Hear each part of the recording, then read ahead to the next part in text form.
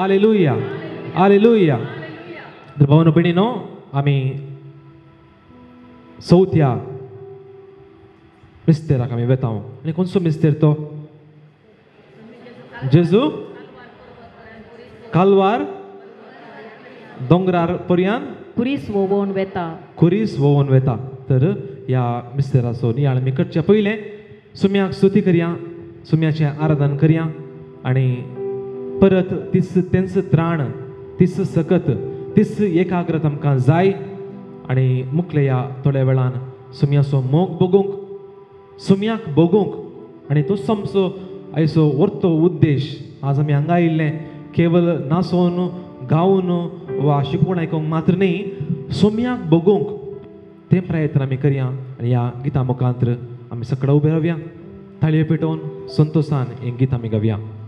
ನಿನ್ನಂತ ದೇವರು ಯಾರೂ ಇಲ್ಲ, ನಿನ್ನ ಹಾಗೆ ಪ್ರೀತಿಸುವವರು ಒಬ್ಬರೂ ಇಲ್ಲ. ನಿನ್ನಂತ ದೇವರು ಯಾರೂ ಇಲ್ಲ, ನಿನ್ನ ಹಾಗೆ ಪ್ರೀತಿಸುವವರು ಒಬ್ಬರೂ ಇಲ್ಲ. యేసయ్య యేసయ్య ನೀನಿಲ್ಲದೆ ನಾನಿಲ್ಲಯ್ಯ. యేసయ్య యేసయ్య ನೀನಿಲ್ಲದೆ ನಾನಿಲ್ಲಯ್ಯ. ನಿನ್ನಂತ ದೇವರು ಯಾರೂ ಇಲ್ಲ, ನಿನ್ನ ಹಾಗೆ ಪ್ರೀತಿಸುವವರು ಒಬ್ಬರೂ ಇಲ್ಲ. ನಿನ್ನಂತ ದೇವರು ಯಾರೂ ಇಲ್ಲ, ನಿನ್ನ ಹಾಗೆ ಪ್ರೀತಿಸುವವರು ಒಬ್ಬರೂ ಇಲ್ಲ. యేసయ్య యేసయ్య ನೀನಿಲ್ಲದೆ ನಾನಿಲ್ಲಯ್ಯ. యేసయ్య యేసయ్య ನೀನಿಲ್ಲದೆ ನಾನಿಲ್ಲಯ್ಯ.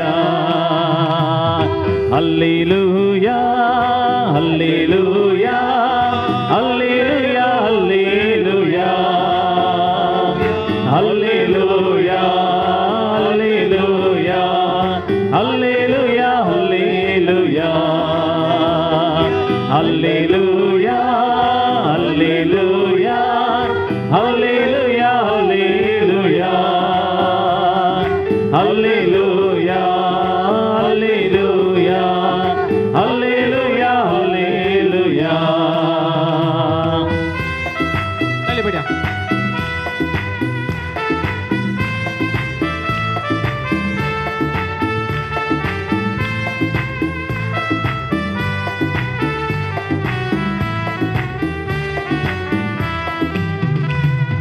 ಪಾಪದ ಮರಣದಲ್ಲಿ ಇದ್ದಂತ ನನ್ನ ಪ್ರೀತಿ ಮಾಡಿ ಪ್ರಾಣ ಕೊಟ್ಟು ಬದುಕಿಸಿದೆ ದೇವಾ.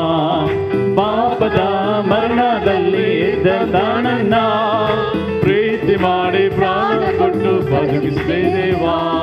ನಿನ್ನ ಕೃಪೆ ಶಾಶ್ವತ ಎಂದೆಂದು ದೇವಾ, ನಿನ್ನ ಬಿಟ್ಟು ಶಾಶ್ವತ ಎಂದೆಂದು ದೇವಾ. ನಿನ್ನ ಪ್ರೀತಿಯಿಂದ ನಾನು ಜೀವಿಸುವೆ ದೇವಾ, ನಿನ್ನ ಪ್ರೀತಿಯಿಂದ ನಾನು ಜೀವಿಸುವೆ ದೇವಾ. యేసయ్య యేసయ్య ನೀನಿಲ್ಲದೆ ನಾನಿಲ್ಲಯ್ಯ. యేసయ్య యేసయ్య ನೀನಿಲ್ಲದೆ ನಾನಿಲ್ಲಯ್ಯ.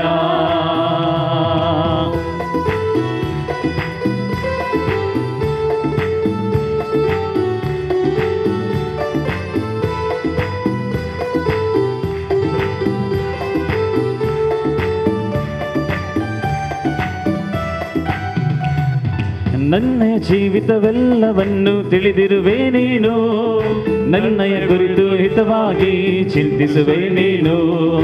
ನನ್ನ ಜೀವಿತವೆಲ್ಲವನ್ನು ತಿಳಿದಿರುವೆ ನೀನು, ನನ್ನ ಕುರಿತು ಹಿತವಾಗಿ ಚಿಂತಿಸುವೆ ನೀನು. ನಿನ್ನಯ ಕರೆದಿ ಹಿಡಿದು ನನ್ನ ನಡೆಸಿರುವೆ ದೇವಾ, ನಿನ್ನಯ ಕರೆದಿ ಹಿಡಿದು ನನ್ನ ನಡೆಸಿರುವೆ ದೇವಾ. ನನ್ನ ಸಹಾಯ ನನ್ನ ಬಂಡೆ ನೀನೇ యేసయ్య, ನನ್ನ ಸಹಾಯ ನನ್ನ ಬಂಡೆ ನೀನೇ యేసయ్య. యేసయ్య యేసయ్య ನೀನಿಲ್ಲದೆ ನಾನಿಲ್ಲಯ್ಯ.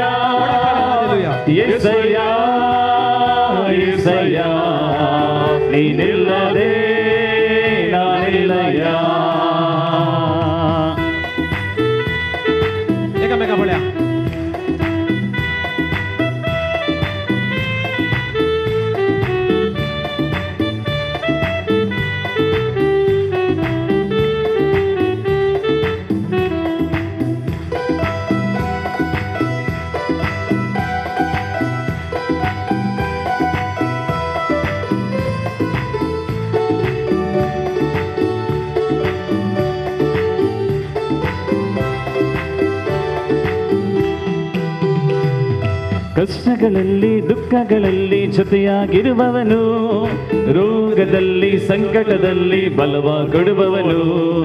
ಕಷ್ಟಗಳಲ್ಲಿ ದುಃಖಗಳಲ್ಲಿ ಜೊತೆಯಾಗಿರುವವನು, ರೋಗದಲ್ಲಿ ಸಂಕಟದಲ್ಲಿ ಬಲವಾಗಿಡುವವನು. ಕಷ್ಟಗಳಲ್ಲಿ ದುಃಖಗಳಲ್ಲಿ ಜೊತೆಯಾಗಿರುವವನು, ರೋಗದಲ್ಲಿ ಸಂಕಟದಲ್ಲಿ ಬಲವಾಗಿಡುವವನು. ಕಷ್ಟಗಳಲ್ಲಿ ದುಃಖಗಳಲ್ಲಿ ಜೊತೆಯಾಗಿರುವವನು, ರೋಗದಲ್ಲಿ ಸಂಕಟದಲ್ಲಿ ಬಲವಾಗಿಡುವವನು. ಕೊರತೆಗಳನ್ನು ನೀಗಿಸುವವನು ನೀನೇ యేసయ్య, ಕೊರತೆಗಳನ್ನು ನೀಗಿಸುವವನು ನೀನೇ యేసయ్య, ಕೊರತೆಗಳನ್ನು ನೀಗಿಸುವವನು ನೀನೇ యేసయ్య, ಕೊರತೆಗಳನ್ನು ನೀಗಿಸುವವನು ನೀನೇ యేసయ్య.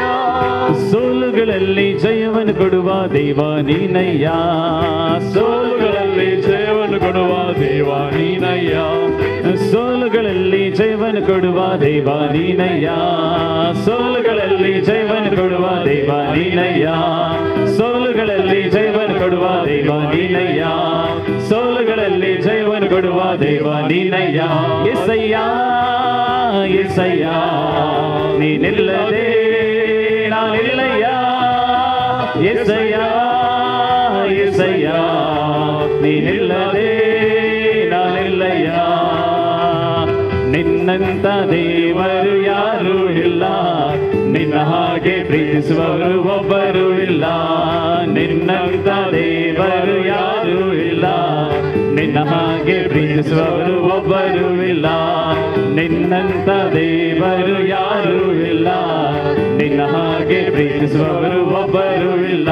యేసయ్య యేసయ్య ನೀನಿಲ್ಲದೆ ನಾನಿಲ್ಲಯ್ಯ, యేసయ్య యేసయ్య ನೀನಿಲ್ಲದೆ ನಾನಿಲ್ಲಯ್ಯ, ನೀನಿಲ್ಲದೆ ನಾನಿಲ್ಲಯ್ಯ, ನೀನಿಲ್ಲದೆ ನಾನಿಲ್ಲಯ್ಯ.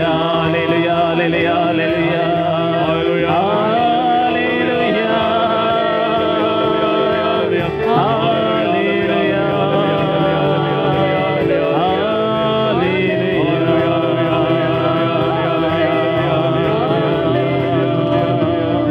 యేసయ్య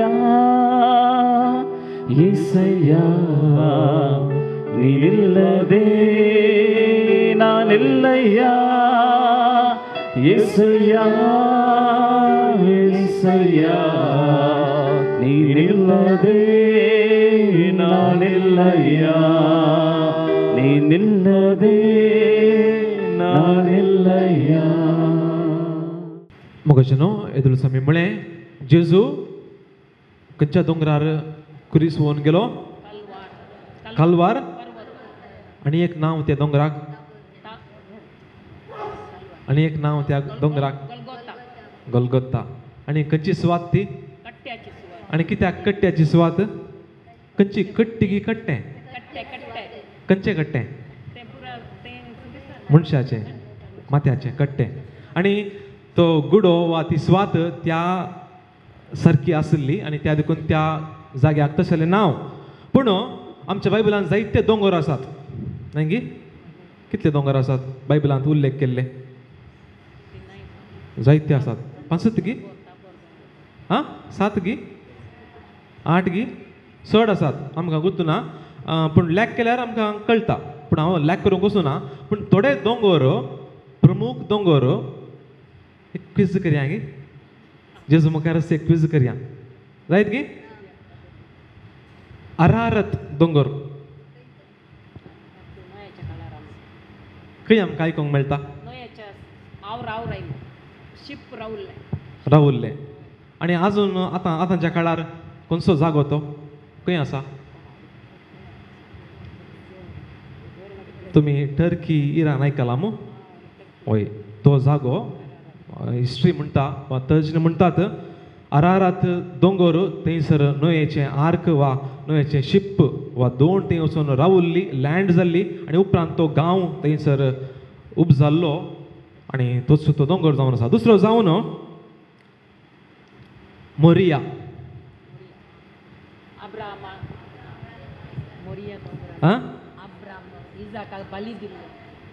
अब्राहमान कोणाक बली भेटयल्लें आपल्या पुत्याक इसाक ताणें भेटयल्लें गे ना ना बली भेटोवंक व्हेल्लें ओके मोरिया आनी सिनाई सिनाय दाव उपदेश कोणाक दिल्लें दाव मोइजेक दिल्ले मोइजेक दाव उपदेश दिल्ले खंयच्या दोंगरार सिनाई पर्वतार आनी ती चवथें जावन नेबो हा मोइजेक मोइजे उलयल्लो त्या दोंगरार रावून बसयल्लो गांव दाखयल्लें कोणें देवान दाखयल्लें आनी तो बसयल्लो गांव खंयचो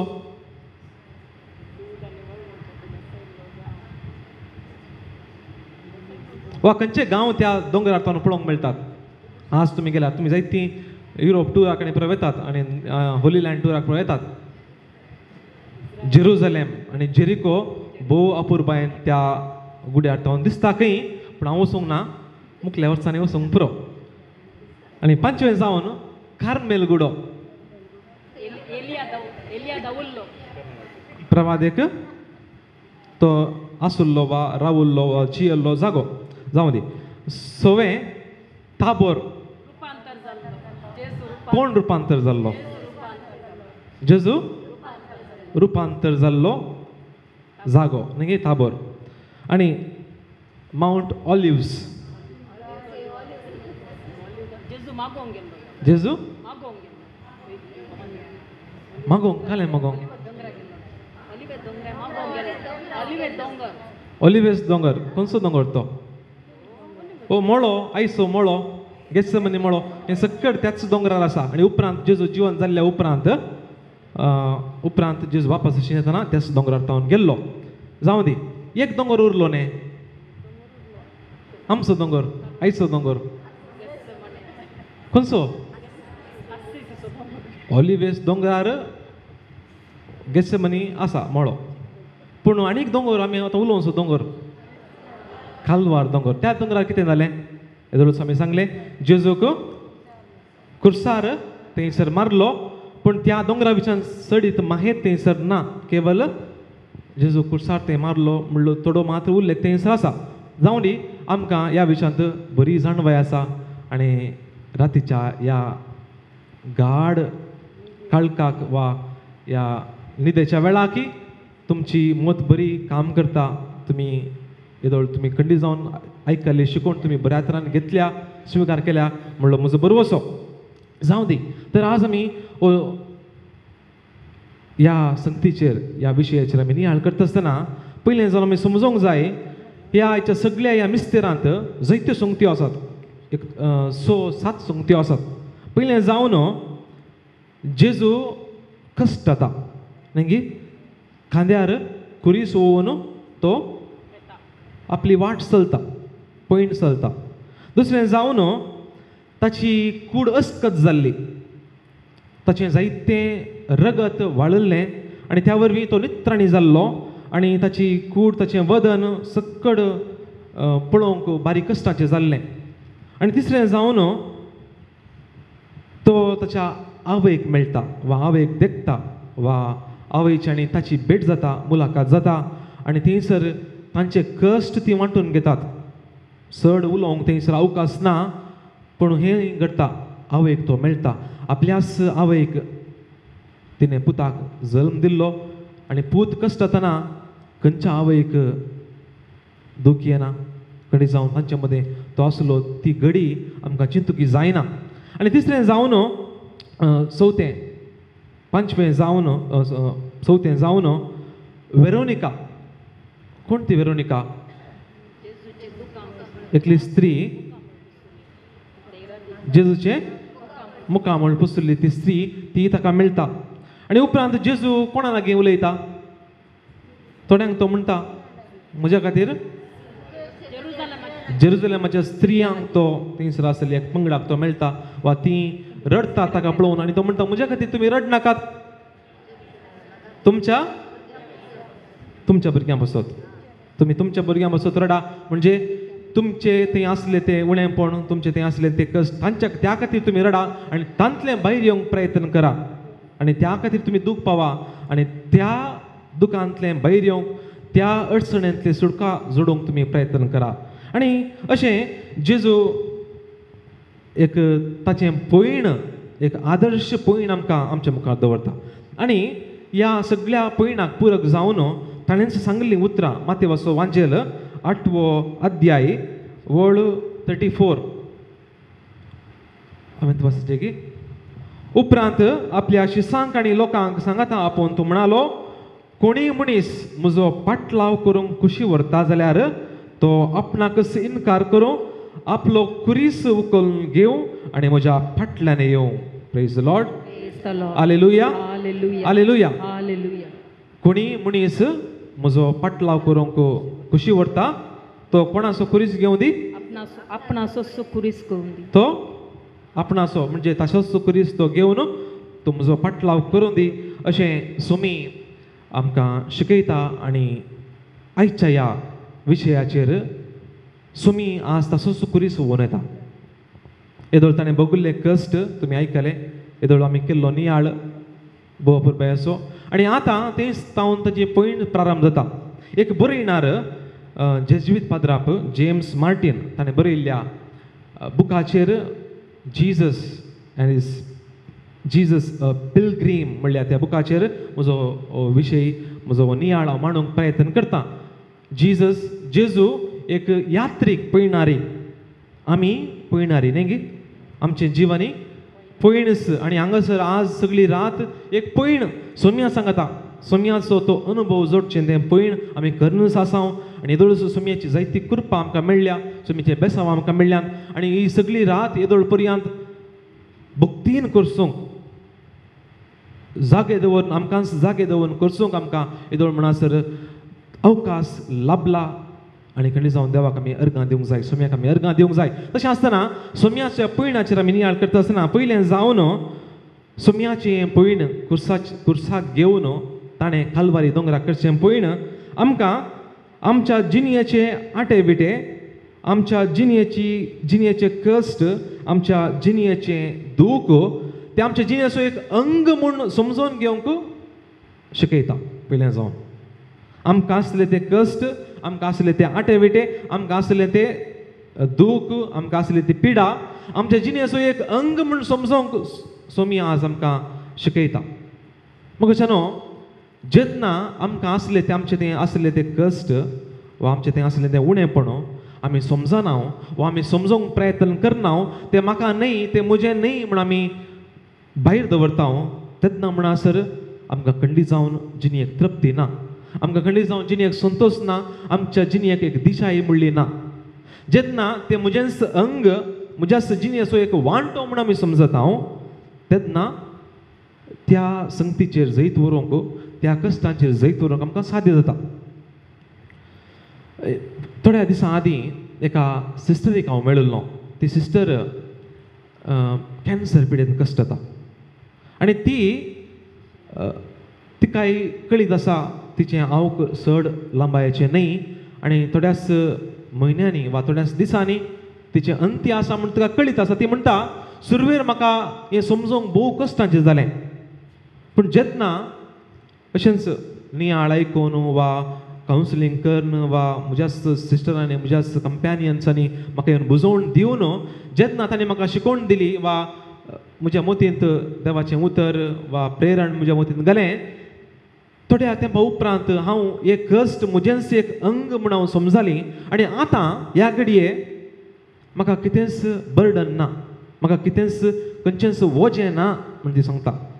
आनी त्या देखून हांव थोड्याच दिसांनी म्हाका मरण आसा म्हूण म्हाका कळीत आसा जाल्यार हांव संतोशान हें स्विकार केलां आनी संतोशान हांव मरतली म्हण तिचो उद्गार.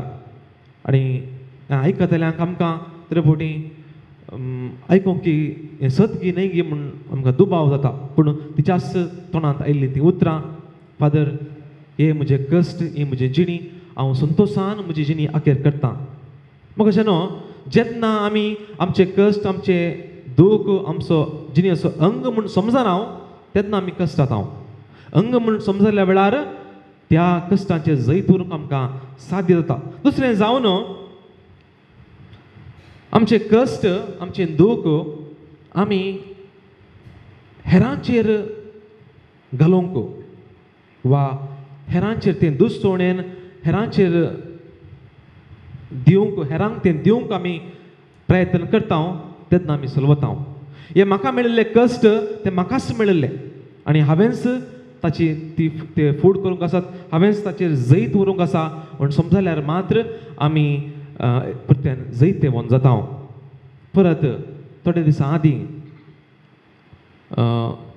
एका इस्कालाक हांव गेल्लो फाटीं येता आसतना म्हज्या मौशेचें घरा हांवें भेट केली आनी तांगेर म्हज्या मौशेची धूव भायर आसची ती युरोपांत आसची ती गांवांक आयिल्ली ती म्हाका मेळोवंक जावं नासलें तशें ती आसतली कोण ना म्हणल्यार त्या आशेन हांव गेल्लो आनी तिका मेळोवंक आनी तिचो कित्याक तिचो न्हवरो सरिल्लो तरणाटी ती दोगां भुरगीं आसात आनी तांकांय हांव मेळोवंक म्हूण अशें हांव गेल्लो आनी तांचीं भुरगीं थंयसर आसलीं तांगेर भुरगीं मात्र न्ही तिची सिस्टर इन लॉ तिची मदर इन लॉ आनी तिची आवय आनी सेत सांबाराची थोडीं तांगेर तीं आयिल्लीं थंयसर उलोवन तीं आसलीं आनी हांवूय तांगेर पावलो तांकां संतोश जालो आमी उलोवन बसले हांव तांच्या आंगणान बसले हांव आनी तेन्ना तीं ल्हान भुरगीं दोगां जाणां ल्हानशीं तीं कुंबये सांगता पिलां सांगता पेट्या सांगता माजरां सांगता तीं खेळनासलीं आनी दिसलें जावन म्हजी मावशी नाका पुता खेळनाका तूं पडशी दिसलें तुजी सिस्टर इन लॉ नाका पुता तूं मेळ्यांत पडशी थंय तुका पेटो साबात कुंगाड भोंस घालीत अशें ती सांगून आसलीं पूण ती भुरग्यांची आवय म्हजें काजीन ओगेच आसलें आनी हांवूय तशें सांगता तो ती सोबाय पळोवन आसलो भुरगीं खेळटात पडटात उडटात आनी उपरांत थोडो वेळ आमी उलोवन बसले हांव म्हजी मावशी गेली म्हजी त्यो ताची सिस्टर इन लॉ गेली आनी तिची मदर इन लॉ गेली आनी ती तांच्या कामार व्यस्त आसली आनी हांव म्हज्या काजिना कडेन उलोवन आसतना ती म्हणाली father these children need these memory तांकां असलो अनुभव खंडी जावन जाय ती वाडोवन वता आसतना आमच्या त्या युरोपांत आमी आसा थंयसर असलो अनुभव खंडी जावन ना त्या देखून तांकां हो मेळिल्लो अनुभव तांच्या मेमरींत खंडी जावन आसता आनी तांकां ह्या नेचराचो वा ह्या गांवचो ह्या पृथ्वेचो अनुभव लागशिल्ल्यान जाता तांकां तें भोगाप तांचें तें लागशिल्ल्यान तांकां मनजतीचो अनुभव ह्या पृथ्वेचो अनुभव ह्या आंगणाचो अनुभव ह्या मेळ्याचो अनुभव तांकां जाता आनी त्या वरवीं तीं वाडटात ते म्हणाले त्या देखून हांव कांयच उलयना तांकां ती इल्लो वेळ उलयतात तांकां इल्लें पुरो जातलें मागीर ती वगेत रावतात पूण हांव म्हज्या भुरग्यांची वाडावळ पळोवनूच वेता आनी भुरग्यांनी वाडिल्लें वा असल्या संगतींनी वाडिल्लें हांव पळयतां देखता आनी संतोश पावतां त्या देखून म्हाका अशें न्हू तरी पूण आमकां मेळिल्ले ते कश्ट आमी चिंता ती एक नैसर्गीक देवाचें निर्मणें कोणीय कितेंय म्हणून दी कोणी कितेंय म्हणून दी कोणी ते कश्ट आडावन दी पूण आमकां जाय आसले ते कश्ट आमकां मेळोवंक आसले ते कश्ट आमकां मेळजेस आनी एक इंग्लीश रायटर वा एक मिस्टीक फ्रांसिस्कन रिचर्ड रोर म्हणटा it is the necessary suffering आमकां गरजेक पडचें तसलें तें दूख आमकां गरजेक पडचें तसलें तें कितें म्हणटात सफरींग आमकां तसलें सफरींग जायच आनी त्या वरवीं आमी वाडटा त्या वरवीं आमी देवाच्या उतरांची जाणवाय जोडटा देवाचो अनुभव आमकां जाता आनी मोगाच्या भावन भयणीनो जेजूच्या जिवितांत ती जाल्लें तेंच जेजू आपलो खुरीस त्या कालवारी दोंगराक वोवन वता आसतना ताका मेळिल्लें तें सफरींग वा ताका मेळिल्लें तें कश्ट दे वर द नेसेसरी सफरींग ते गरजेक जाय आसलें सफरींग आनी त्या वरवीं ताका ती मेमरी मेळ्ळी वा त्या वरवीं ताका तो अनुभव मेळ्ळो आनी त्या अनुभवा वरवीं आमकां आज प्रेरण मेळ्ळां आमकां आज जैत मेळ्ळां आमकांय तसले कश्ट सोंसल्या वरवीं जैत आसा म्हणलें जेजूच्या जिणे वरवीं आमकां शिकोवन मेळ्ळ्या praise the lord hallelujah hallelujah hallelujah hallelujah तिसरें जावन मग अशें न्हू आमी जिणेच्या पयणार जायतीं मरणां मरोंक आसात. न्ही केवल निमाणें मरण, आमच्या कुडीचें मरण, ताच्या उपरांत आमकां कितें जाता कळीत ना. पूण आमी बरोवस्तांव आमी सुमया थंय वेतांव. पूण तें मरण भोगच्या पयलें वा त्या मरणा पयलीं आमी जायते मरोंक आसा. विज्ञाना प्रकार आमच्या कुडींत हर एक घडी बॅड सेल्स मरतात न्ही. आमचे जिवाचे कण ते थोडे मरतात आनी थोडे उपजातात. थोड्या वर्सां म्हणसर असलें प्रक्रिया जावनूच आसता. म्हणजे ते मात्र न्ही, आमच्या जिवा भायर पळया. जायत्या संगतीक आमी मरोंक आसा. ल्हान आसतना आमी घाल्ली ती वस्तूरां ती व्हड जावन येता आसतना कितली फेवरेट जावं दी, आमकां परत ती उपयोग करूंक जायनात. त्या आशेक आमी मरोंक आसा. ते मात्र न्ही, ल्हान आसतना आमकां आसली ती अभिरूस, आमकां आसली ती रूस वडोवन वयता आसतना त्या संगतीक आमी मरोंक आसा आनी दुसरी रूस आमी घेवंक आसा. अशें जिणेचें पयण, निरंतर मरणाचें पयण आनी जेजूचें तें काल्वारीचें पयणी ताणें जायत्या संगतीक मरोंक आसलें. ताणें त्या कुर्सार मरच्या पयलें जायत्यो संगत्यो संवसारी संगत्यांकी मरोंक आसलें. तो मस्त कसतालो, ताका मस्त टेन्शन भोगलें. म्हणून आमी पद्रापान सुरविल्ल्या याजकान सांगलें, आमी आयकलें. तोय ताणें कश्ट खऱ्यान भोगले आनी जेजू आज आमकां तेंच भोगूंक तो शिकयता आनी आपण दिता. मगच्या न्हू परत तो Richard roar, father Richard roar Franciscan पद्राप, तो एक जिणेचें एक भोव अपुरबाची शिकवण आमकां दिता. तो म्हणटा आमच्या जिणेक 2 हंत आसात. 2 हंत आसात. थोड्यांक लांब अवक आसा आनी त्या लांब अवकांत ती 2 हंत आमी समजून घेवयेत. कोणाच्या जिवितांत ती 2 हंत आसात. सुरविल्लीं 30 वर्सां वा सुरविल्लीं 40 वर्सां आमी कितें करता? सुरविल्ल्या 40 वर्सांनी कितें करता? कितें सकट जाता सुरविल्ल्या 40 वर्सांनी? आमी इस्कलाक वेता, शिकता, कामाक वेता, काजार जाता, मागीर मागीर काजार जाल्या उपरांत कितें जाता? बापूय जाता, आवय जाता, मागीर कितें जाता? सुरविल्ल्या 30 वा 40 वर्सांचे ओके ते तुमकां जालें. आमकां पद्रापांक सेमिनार केलें हांव. मागीर मागण्याचें जिवीत, दुसऱ्यांची सेवा. तुमी केवल एक भायली संगत मात्र उलयतात. एक इंटरनल इश्यूज आमी उलया. सुरविल्ल्या 40 वर्सांनी कितें जाता? आत्मीक रितीन आमी वाडावळ आमची जाता. मागीर कितें जाता? आमी जिविताचो अर्थ समजोवंक प्रयत्न करता न्ही. आमी फिलॉसॉफर्स जाता. सुरविल्ल्या लेट 30s म्हणजे सुरविल्ल्या वर्सांनी गम्मत मजा, आमचें कॉलेज लायफ, तें लायफ, हें लायफ. ताजे उपरांत कितें जाता? कामाक आमी सुरू वता न्ही. त्या वेळार आमी इल्लेशे फिलॉसॉफर जाता, तत्वज्ञानी जाता. म्हळ्यार आमी चिंता हें केवल मजा मात्र न्ही, जिवीत केवल मजा मात्र न्ही, इल्लें सेवींग करूंक आसा, काजार जावंक आसा, बरें चेडूं सोदूंक आसा, बरो न्हवरो सोदूंक आसा. अशें थंयसर आसचें तें तळवळ कितें म्हणटा आमी कन्फ्युजन्स. आनी पळया सुरविल्ल्या वर्सांनी वी ट्राय टू अचीव जायतें गळसूंक आमी पाद्राप जाले. तेंच सुरविल्ल्या 40 वर्सांनी एक फामाद व्यक्ती जायचे, फामाद प्रिचर जायचे वा तें एक गजाल. पूण ताच्या किसड मापान हांवें एका सारकें एक याजक जावन आसाचें आनी म्हजें लायफ सेट जायचें वा हांवें एकाच हुद्द्यार थोडो तेंप आसाचें, तवळ तवळ म्हाका ट्रान्सफर मेळूंक नजो असलें पुरो चिंता आसता. हांवें फस्ट एक बरें फावंडेशन घालीचें असलें. आमच्या दी आसा, तुमच्या दी आसा. सक्कडी आमच्या जिवितांत सुरविल्लीं 40 वर्सां आमी कितें करता वा 30 वर्सां कितें करता? जिणेंत एक दिशा, एक अर्थ, एक समजणी, एक स्टँडर्ड मेंटेन करूंक आमी प्रयत्न करता. सुरविल्लीं 40 वर्सां. उपरांतलीं 40 वर्सां 40 वर्सां कितें जाता? वा उरलीं नेक्स्ट 30 वर्सां कितें जाता? तुमचोच अनुभव, तुमीच कितें सकट केलां तेंच.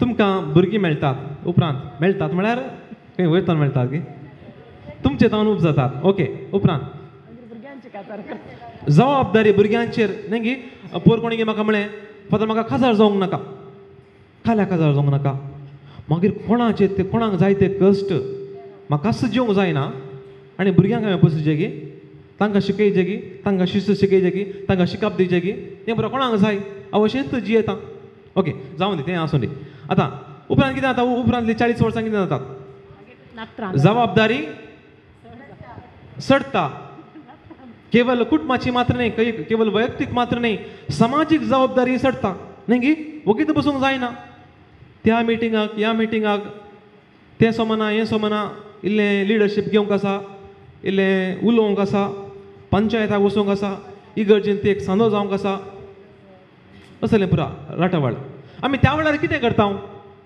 येदोळ जमो केल्लें येदोळ एचिवमेंट जाल्लें तें सगळें आमी स्पेंड करता शेअर करता वांटता आनी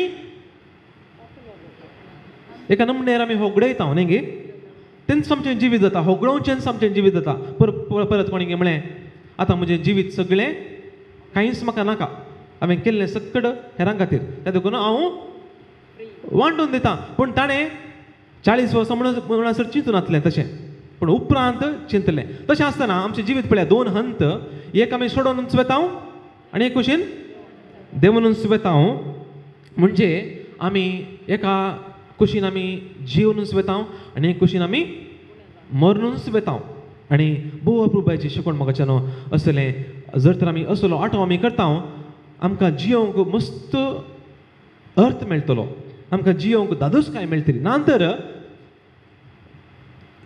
60-70 वर्सां म्हणसर आमी अचीव करून वता वा हेरां तें मांडूंक जायना सेवा भेटोवंक जायना कितेंच करूंक जायना आमी गळसून एचिवमेंट कर नांव कर आखेरेक दिवच्या पयलें पुक्क जाता तें वांटच्या पयलें पुक्क जावन वता त्या देखून जे कोणें किर्तनकार म्हणटा देव बिरांतीन चलता जो कोणा तें देवाची बिरांत आसा ताका देवूच जियोंक शिकयता आनी देव जियोंक खंडी जावन ताका शिकयता आनी अशें देव बिरांतीन चलिल्लो व्यक्ती आपली जिणी मांडून हाडटा आनी ताका तुमीच साक्ष जायतीं जाणां आनी आमच्या रितीर मंदिरांत तुमी जायतीं जाणां सेवा दितात आनी तुमी बऱ्या तरान तुमची जिणी मांडून हाडल्या खंडीत जावन पूण थोड्यांच्या जिवितांत तें जावंक साध्य जावं ना कित्याक तें खंय एक कडेन इल्लें हिकप्स वा खंय एक कडेन इल्लें एक्सिडेंट वा खंय इल्लें वयर सकयल जाल्ल्या वरवीं पूण तें मेकअप करूंक जाय ते तुमी प्रयत्न करतात खंडीत जावन त्या देखून हो विशय कित्याक म्हणटा म्हळ्यार मरणां आमी मरोंकूच आसात त्या देखून तुमी चिंतूंक नजो म्हजें जिवीत फुल्ल जिवचेंच न्ही तवळ हंतांनी आमी मरोंक आसा आनी त्या मरल्या वरवीं मरण पावल्या वरवीं आमी जियेता मरणांत आमी संतोश पावता मरणांत आमी आमचें जिवीत फुलता तर म्हाका भोवन मेळिनो आणखी आमी नियाळ करूंक आसा ह्या घडये संतोशान परत स्वाम्याक अर्गां दिवन एक स्तुती गीत आमी गावया श्री येसु नामा अतिशय नाम पापिगे पदनामा श्री येसु नामा अतिशय नाम पापिगे पदनामा श्री येसु नामा अतिशय नाम पापिगे पदनामा श्री येसु नामा अतिशय नाम पापिगे पदनामा ಪಾಪ ಪರಿಹಾರಕ್ಕಾಗಿ ಪಾಪಿಗಳ ಹುಡುಕಿ ಧರಣಿಗೆ ಬಂದ ನಾಮ ಪಾಪ ಪರಿಹಾರಕ್ಕಾಗಿ ಪಾಪಿಗಳ ಹುಡುಕಿ ಧರಣಿಗೆ ಬಂದ ನಾಮ ಪಾಪರಹಿತ ಜೀವಿತದ ಮಾದರಿಯ ತೋರಿಸಿದ ಪಾಪರಹಿತ ಜೀವಿತದ ಮಾದರಿಯ ತೋರಿಸಿ ಪರಿಶುದ್ಧ ಪುಣ್ಯನಾಮ ಪರಿಶುದ್ಧ ಪುಣ್ಯನಾಮ ಶ್ರೀ ಯೇಸು ನಾಮ ಅತಿಶಯ ನಾಮ ಪಾಪಿಗೆ ಪದನಾಮ ಶ್ರೀ ಯೇಸು ನಾಮ ಅತಿಶಯ ನಾಮ ಪಾಪಿಗೆ ಪದನಾಮ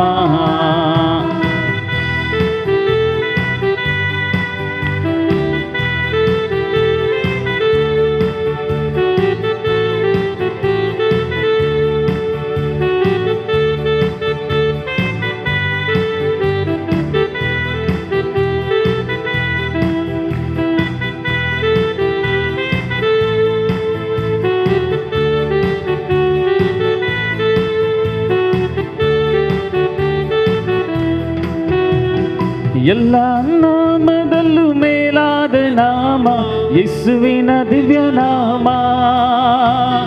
ಎಲ್ಲ ನಾಮದಲ್ಲೂ ಮೇಲಾದ ನಾಮ ಯೇಸುವಿನ ದಿವ್ಯ ನಾಮ.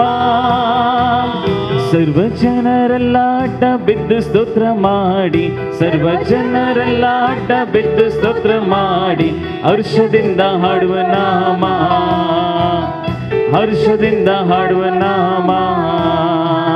ಶ್ರೀ ಯೇಸು ನಾಮ ಅತಿಶಯ ನಾಮ, ಪಾಪಿಗೆ ಇಂಪದ ನಾಮ. ಶ್ರೀ ಯೇಸು ನಾಮ ಅತಿಶಯ ನಾಮ, ಪಾಪಿಗೆ ಇಂಪದ ನಾಮ.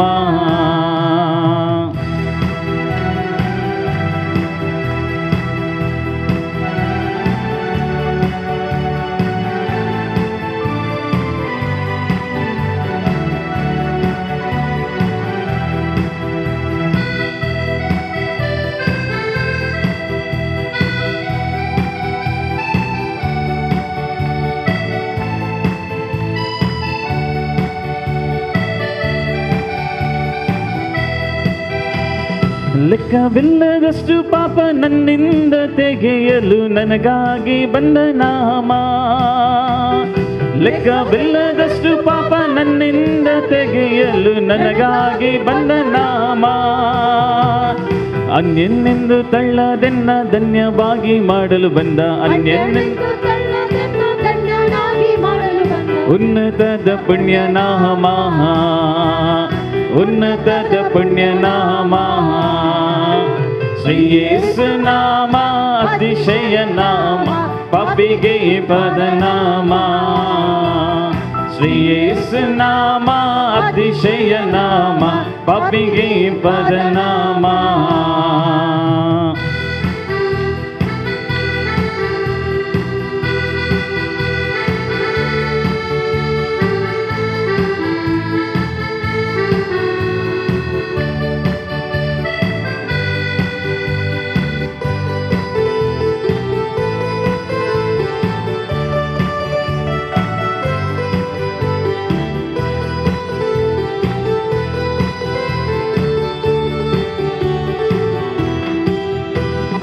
ಭೂತ ಬಾಧಿತರಿಗೆ ನಾನ ರೋಗಿಗಳಿಗೆ ಸ್ವಸ್ಥ ಮಾಡುವಂತ ನಾಮ. ಭೂತ ಬಾಧಿತರಿಗೆ ನಾನ ರೋಗಿಗಳಿಗೆ ಸ್ವಸ್ಥ ಮಾಡುವಂತ ನಾಮ. ಕುರುಡರಿಗೂ ಕುಂಟರಿಗೂ ಕುಷ್ಠರೋಗಿಗಳಿಗೆಲ್ಲ, ಕುರುಡರಿಗೂ ಕುಂಟರಿಗೂ ಕುಷ್ಠರೋಗಿಗಳಿಗೆಲ್ಲ ಬಿಡುಗಡೆ ಮಾಡುವ ನಾಮ, ಬಿಡುಗಡೆ ಮಾಡುವ ನಾಮ. ಶ್ರೀ ಯೇಸು ನಾಮ ಅತಿಶಯ ನಾಮ, ಪಾಪಿಗೆ ಪದ ನಾಮ. ಶ್ರೀ ಯೇಸು ನಾಮ ಅತಿಶಯ ನಾಮ, ಪಾಪಿಗೆ ಪದ ನಾಮ. ಶ್ರೀ ಯೇಸು ನಾಮ ಅತಿಶಯ ನಾಮ, ಪಾಪಿಗೆ ಪದ ನಾಮ. ಶ್ರೀ ಯೇಸು ನಾಮ ಅತಿಶಯ ನಾಮ, ಪಾಪಿಗೆ ಪದ ನಾಮ. ಶ್ರೀ ಯೇಸು ನಾಮ ಅತಿಶಯ ನಾಮ, ಪಾಪಿಗೆ ಪದ ನಾಮ. ಶ್ರೀ ಯೇಸು ನಾಮ ಅತಿಶಯ ನಾಮ, ಪಾಪಿಗೆ ಪದ ನಾಮ. ಶ್ರೀ ಯೇಸು ನಾಮ ಅತಿಶಯ ನಾಮ, ಪಾಪಿಗೆ ಪದ ನಾಮ. Hallelujah hallelujah hallelujah hallelujah hallelujah hallelujah. Praise the Lord. Praise the Lord. Hallelujah. Hallelujah. Hallelujah. Hallelujah. Hallelujah. बसा. Hallelujah.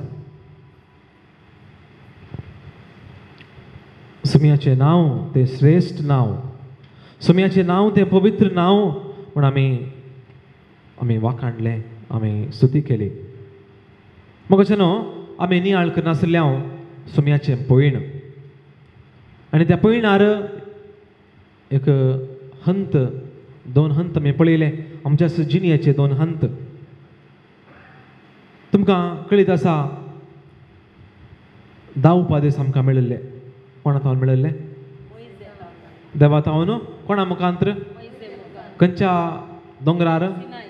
आणि ते देवाचे उपादेश ते एक नियम न्ही अशेंच जियेचे हेंच करीचे हांकांच मान दिजे अशें नियम आणि ते सुरविल्ल्या हंताक लागू जाता न्ही ह्या सुरविल्ल्या 40 वर्सांक लागू जाता आणि त्या वेळार आमी तरेपोटी दोळे धांपूनी तें पाळूंक आसा नाजाल्यार आमकां सुटका ना नाजाल्यार घरांतून भायर इगर्जींतावन भायर वा तें सोडा इगर्जेनी घरचें सोडा समाजेंत तांचेच म्हणले नियम आसात न्ही आणि ती ह्या 10 उपादेशांक लागू आमी करयेत आणि अशें समाजीत आमी आतांच्या काळार भुरगीं आमची आयकनात न्ही इगर्जीन सांगलें आयकनात वा घरा सांगलें आयकनात पूण रोडार आयकतात आयकचेच नाजाल्यार जैला भितर नाजाल्यार एक्सिडेंट जालें म्हणून तशें म्हणटा आसतना सुरविल्ल्या वर्सांनी आमी ते पाळूंक आसा पाळना जाल्यार आमी सुकेदार जाता आमी पडटा आमच्या जिणेंत कितेंच एचिवमेंट वा घडसूंक वा आपणावंक जायना जैत जोडूंक जायना पूण जेजून कितें दिल्लें 8 बागी बियाटिट्यूड ते उपरांतल्या हंताक वा पयल्या हंताक आमी उपयोग करयेत पूण आमी समजोवचें जाल्यार उपरांतल्या हंताक आमी खंय वाचता जेजूचे 8 बागी माते वाचो वांजेल हांव तुमकां वाचता एकच फावटी तुमी वाचता जाल्यार वाचा लिनाबाई वाच आपूण दुर्बळी म्हूण जाणा आसात ती कितली भागी आपूण दुर्बळी म्हूण जाणा आसात ती कितली भागी सर्गीचे राज तांचे सर्गीचे राज तांचे रुदान करतात ती कितली भागी देव तांकां बुजयतलो सादी बोळी कितली भागी पृथ्वी जातेली तांचे दायज देवाची खुशी करूंक बुकेतात आनी ताण येतात ती कितली भागी ती दादोशी जातेली दया दाखयतात ती कितली भागी तांकां दया मेळटली नितळ मनाची कितली भागी देव तांकां पळोवंक मेळटलो समाधान हाडूंक वावुरतात ती कितली भागी तांकां देवाची भुरगीं म्हणटले निती पासून दगदनी बगतात ती कितली भागी सर्गीचे राज तांचे praise the Lord praise the lord hallelujah hallelujah मोगाच्यानो ह्या जेजूच्या 8 बागींनी कितेंच फोर्स ना फोर्स आसा गे तुमी अशें केल्यार बागी म्हूण सांगलां गे option is ours so second part of life is this आमकां देवी आमचो फोर्स करना जेजूय फोर्स करना पूण आमकां म्हणटा तुमी अशें पाळल्यार अशें जिल्यार तुमी बागी you are blessed you are graceful you have everything म्हजेनो असलो नियाळ आमी करता आसतना आमकां आमचे जिणेचे कश्ट ते भोगूंक आनी सोसूंक हीच एक कृपा हेंच एक प्रेरण हीच एक दादोसकाय हेंच एक पाठिंबो आमकां आसा मुखारसून या आमी सो तें जावन आमी हो नियाळ करता आसतना जेजूच्या पयणाचेर आमी नियाळ करता आसतना आमकां कळून येता वा आमकां आमी समजता आमी राखचें आमी राखून रावचें थंयसर पळया जेजू ताच्या पयणार खंडी जावन राखून रावल्लो कोणाक ताच्या पयणार कोणाक राखून आसलो कोणाक कोणी मुणी म्हाका ताचो सांगात दीत कोण ना म्हणून राखून आसलो आनी कोणें सांगात दिलो सायमन ऑफ सिरेनाचो सिमांव सत्य जावन ताणें सांगात दिल्लो गे फोर्सफुली दिलो सांगात दिलो पूण ताणें काजार करीस वयलो गे ताचो जेजू करीस ना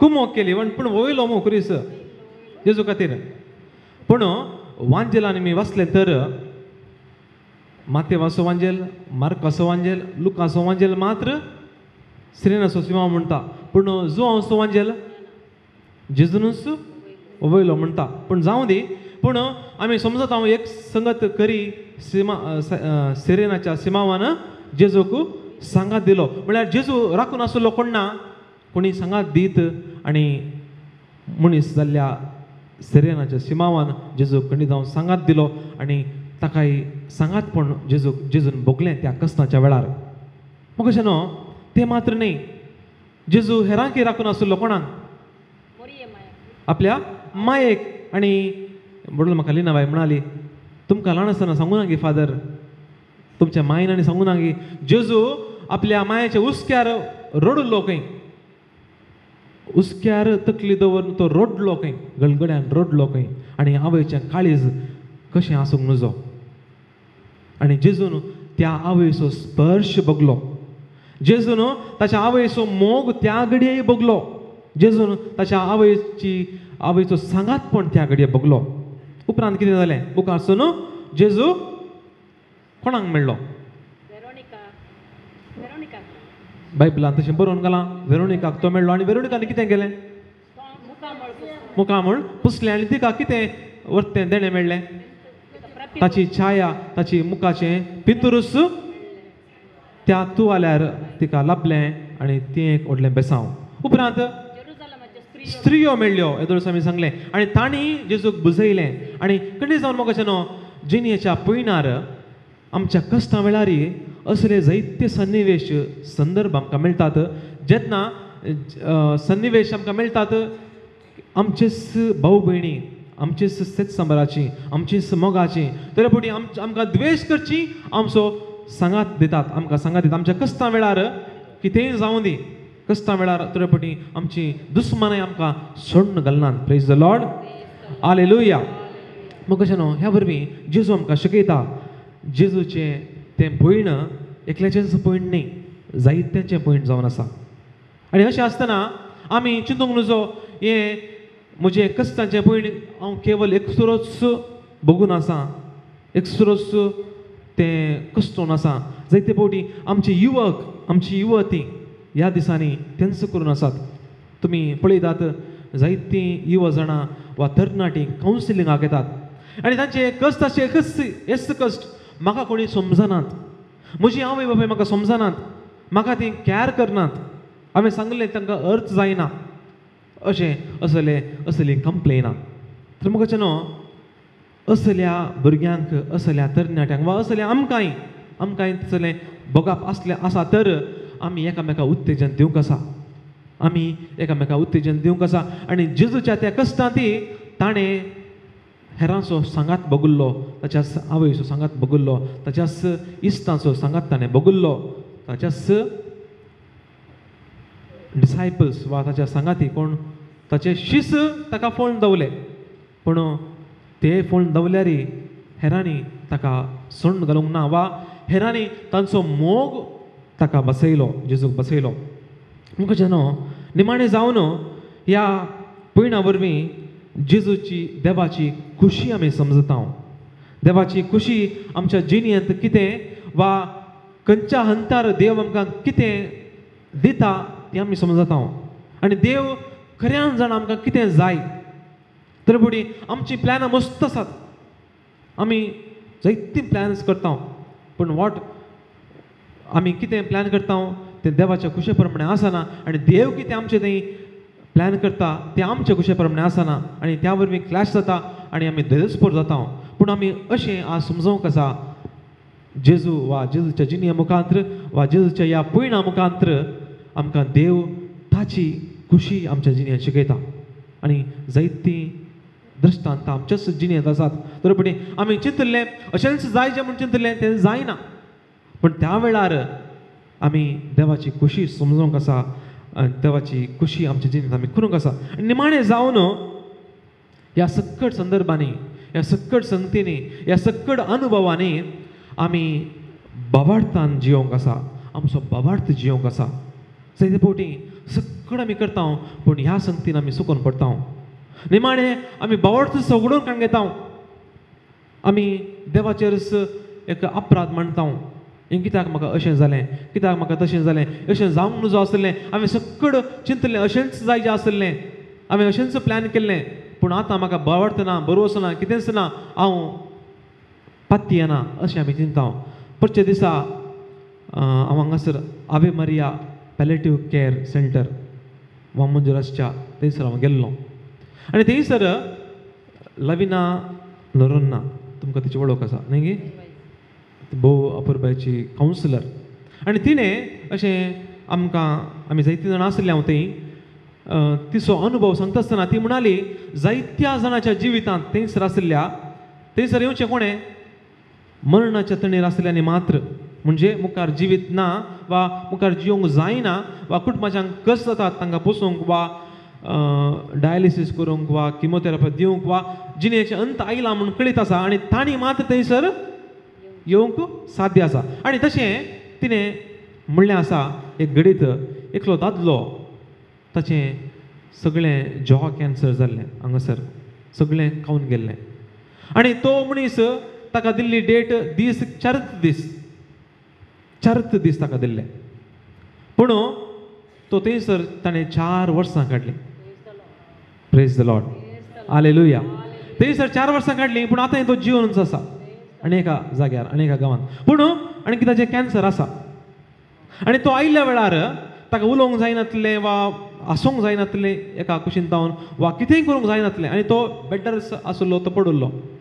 नर्सांनी वा थंयसर कॅर करून घेवच्यांनी जायती कुमोक ताका दिल्ली पूण ताका जिवची आशा आसली. ताणें बरोसो सांडूंक नासलो. तो देवाचेर पातयल्लो आनी थंयसर तुमी गेल्यात तर थंयसर जायते मागणे आसा, थंयसर तेर्स आसा आनी ती म्हणटा जायते फावटी मागण्या वरवीं मात्र थंयसर बरेंपण जालां आनी थंयसर मागण्या वरवीं मात्र तांकां संतोशाचें मरण मेळ्ळां आनी अशें ती म्हणटा. आनी तो आजून पर्यंत आपोळ करचें वा कितेंय ल्हान ल्हान संगत्यो गार्डनींग करचें, झाडां लावचें, तें लावचें, हें लावचें आनी तें सकट तो आजून थंयसर तांचे पुत्र आसल्या त्या इन्स्टिट्यूटान थंयसर आसा आनी थंयसर तो कुमो करता हांगासरी. पळया, प्रेज द लॉर्ड, हालेलुया. म्हणजे आमचे थंय बरोसो आसा तर बाबार्थान आमी जिवंक शिकल्या तर आमी कितेंय करूंक शकता. कश्ट येतात वय, दूख आसता वय, पिडा आसता वय, सक्कड आसता, सलवणी आसता वय पूण त्या सक्कड संगतींनी जैतेवन जावन एक आमचें हडतें मुखार धरन वा आमचें माथें नीट दवर जियोंक आमी शिकता वा जियेता आनी अशें जिणेची सोबाय आमकांय जियोंक कळीत आसा वा म्हाकाय जियोंक कळीत आसा म्हण आमी हेरांक आमी शिकयता आनी जेजूस हाका प्रेरण जावन आसा. तर म्हाका भावन भयणीनो परत आमी देवाक अर्गां दिवया. हो अवकाश आमकां आज दिल्ल्या खातीर, हो अवकाश जायती शिकोवण आमकां दिल्ल्या खातीर. आज हांव एका सिस्टरीक मेळ्ळो.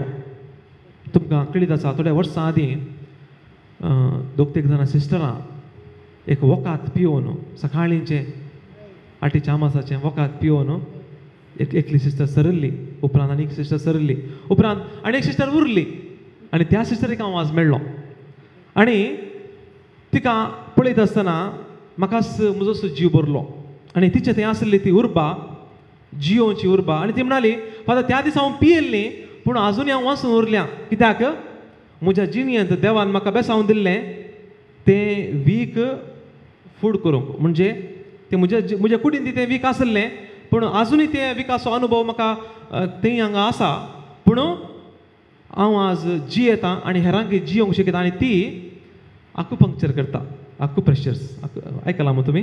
आनी म्हाकाय तिणें केलें, म्हाकाय खंय दूख आसली आनी तिणें म्हाकाय शिकयलें अशें कर अशें कर आनी हांवें शिकलो. हांवें पळया उपरांत हांव इंटरनेटार पळयलें, युट्यूबार पळयलें, पळया तिचे हांव आज वर्तें दिसा हांव शिकलो. अशें आमच्या जिणयेंत ती जायती आमकां मेळटात, जायते शिकयतात. थोडे फावटी उतरांनी न्ही, एक उतर पुरो थोडे फावटी, थोडे फावटी करण्यांनी न्ही, जायत्या थोडे फावटी एकच करणी पावता. अशें जायतीं जाणां आमकां आमच्या जिणेच्या पयणार मेळटात आनी जेजूकी जायतीं मेळिल्लीं आनी तांणी जेजूक उर्बा दिली ताचे कश्ट सोसूंक. तो संवसारी मनीस जावन आयिल्लो, देवाचो पूत तरी संवसारी संवसारी कश्ट ताणें सोसूंक आसले, संवसारी कश्ट ताणें भोगूंक आसले आनी ह्या वेळार हंतांनी जेजूकी ताच्या आवयचो सांगात मेळिल्लो, जेजूकी ताच्या भाऊ भयणीचो सांगात मेळिल्लो, जेजूकी ताच्या इश्टांचो सांगात मेळिल्लो. अशेंच मोगाच्या भावन भयणीनो आमकांय आमच्या जिणयेच्या पयणार जायत्यांचो सांगात मेळटा आनी तो सांगात मेळिल्लो आमी आमच्या बऱ्या दोळ्यांनी पळोवंक, आयकूंक, भोगूंक आनी तो स्पर्श घेवन जिणी जियोंक आमकांय कृपा मेळोवन दी म्हूण आमी आज मागया. आतां परत संतोशान थालयो पेटोवन एक सुमयाक हरसून एक गीत गावया.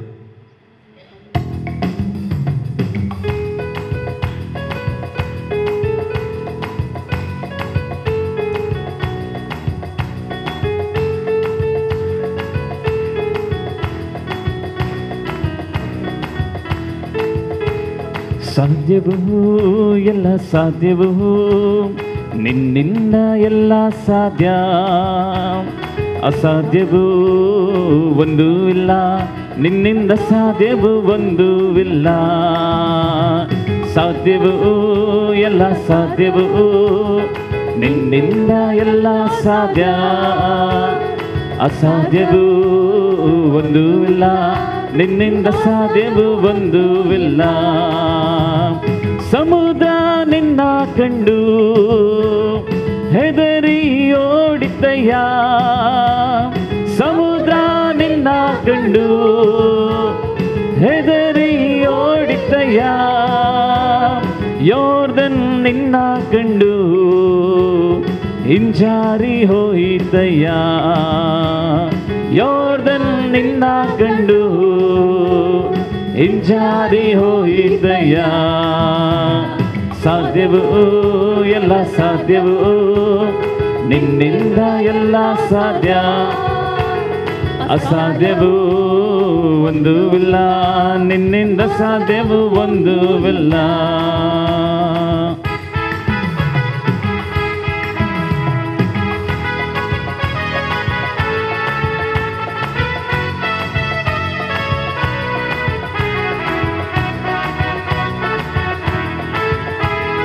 ಕಡಲ ಮೇಲೆ ನಡೆದೆ ಎಲ್ಲ, ಬಿರುಗಾಳಿ ಅಡಗಿಸಿದೆ. ಕಡಲ ಮೇಲೆ ನಡೆದೆ ಎಲ್ಲ, ಬಿರುಗಾಳಿ ಅಡಗಿಸಿದೆ. ಸೈತಾನನ ಜಜ್ಜಿರುವೆ, ಸರ್ವಶಕ್ತನು ನೀನೇ. ಸೈತಾನನ ಜಜ್ಜಿರುವೆ, ಸರ್ವಶಕ್ತನು ನೀನೇ. ಸಾಧ್ಯವೂ ಎಲ್ಲ ಸಾಧ್ಯವೂ ನಿನ್ನಿಂದ ಎಲ್ಲ ಸಾಧ್ಯ, ಅಸಾಧ್ಯವೂ ಒಂದೂ ಇಲ್ಲ, ನಿನ್ನಿಂದ ಸಾಧ್ಯವೂ ಒಂದೂ ಇಲ್ಲ. ಸಾಧ್ಯವೂ ಎಲ್ಲ ಸಾಧ್ಯವೂ ನಿನ್ನಿಂದ ಎಲ್ಲ ಸಾಧ್ಯ, ಅಸಾಧ್ಯವೂ ಒಂದೂ ಇಲ್ಲ, ನಿನ್ನಿಂದ ಸಾಧ್ಯವೂ ಒಂದೂ ಇಲ್ಲ.